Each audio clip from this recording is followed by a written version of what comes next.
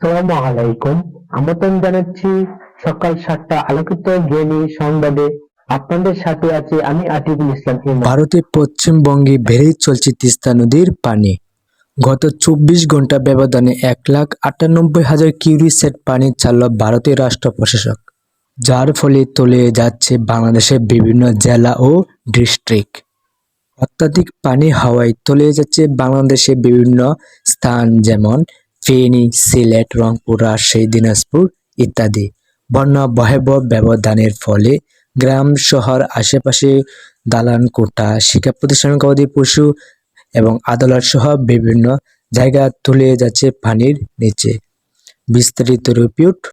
সোমবার থেকে শুরু হওয়া টানা বৃষ্টিতে তলিয়ে গেছে জলপাইগুড়ির কিছু এলাকা। ঘটেছে পাহাড় ধসের ঘটনাও। ঝুঁকিতে বহু ঘরবাড়ি স্থাপনা। আলগারা ও লাভার মধ্যবর্তী এলাকায় গাছ উপড়ে মারা গেছেন একজন। এই ঘটনায় আহত আরও 2 জন। শিলিগুড়ি এলাকায় ধসে পড়েছে একটি সেতুও। আপাতত বন্ধ যান চলাচল। প্রাণহানি এড়াতে রেড অ্যালার্ট জারি করেছে প্রশাসন। সরিয়ে নেওয়া হচ্ছে ঝুঁকিপূর্ণ এলাকার বাসিন্দাদের। পর্যটক প্রবেশে আরোপ করা হয়েছে নিষেধাজ্ঞা। বন্যা কবলিত হওয়ার আশঙ্কায় কুচবিহার ও আলিপুরদুয়ার। ঢলে নোয়াখালীর কোম্পানিগঞ্জের মুসাপুর ইউনিয়নের 23 ভেন্ট রেগুলেটর ভেঙে গেছে। এতে নোয়াখালীর কোম্পানিগঞ্জ, কবিরহাট এবং ফেনীর সোনাগাজী, দাগনভূঞা সহ আশপাশের এলাকায় আতঙ্ক ছড়িয়ে পড়েছে। সোমবার বেলা 11:15টায় জেলা প্রশাসক দেওয়ান মাহবুবুর রহমান বিষয়টি জাগো নিউজকে নিশ্চিত করেন। তিনি বলেন, পানির তোরে রেগুলেটর দেবে গিয়ে কপাট ভেঙে গেছে। ভাটার সময় বন্যার পানি নামলেও জোয়ারের সময় এখন লোকালয়ে পানি প্রবেশ করতে পারে। বিষয়টি নিয়ে সেনাবাহিনীর ইঞ্জিনিয়ারিং টিম সহ কাজ করা হচ্ছে। ফুলগাজী এবং পরশুরামে গত 1.5 মাসে 3বার বন্যা কবলিত হয়েছে এখানে এই জনপদের মানুষ।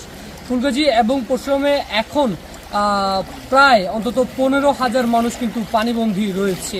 গত 1.5 মাসে এখানকার মানুষ 3বার ভারতীয় উজানের পানি এবং মুহুরী কহুয়া নদীর যে বাঁধ সেটি ভেঙে লোকালয়ে পানি প্রবেশ করেছে। এছাড়াও রেকর্ড পরিমাণে কিন্তু পানি বাড়ছে। আমরা পানি উন্নয়ন বোর্ড থেকে আমাদেরকে যেটি জানানো হয়েছে যে বিপদসীমার প্রায় 56 মিটার উপর দিয়ে কিন্তু পানি প্রবাহিত হচ্ছে। এছাড়াও ফুলগাজী উপজেলার আমজাদহাট ইউনিয়ন এবং মুন্সিরহাট ইউনিয়ন সহ অন্তত 2 ইউনিয়নেই প্রায় 30টি গ্রাম প্লাবিত রয়েছে এই 2 অঞ্চলে।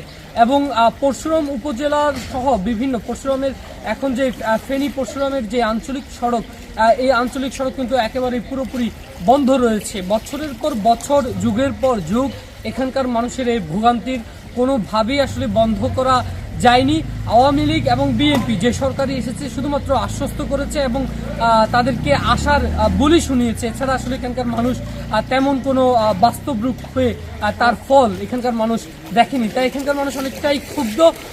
তারা চায় যেই আসুক এবার যেন এটির স্থায়ী সমাধান করে তারপর যেন এখানকার মানুষের কাছে আসা হয়। আর এখানকার মানুষ আসলে এই ছিল আজকে সংবাদ। পরবর্তী সংবাদ দেখার জন্য আমন্ত্রণ রইল। সাথে থাকার জন্য ধন্যবাদ।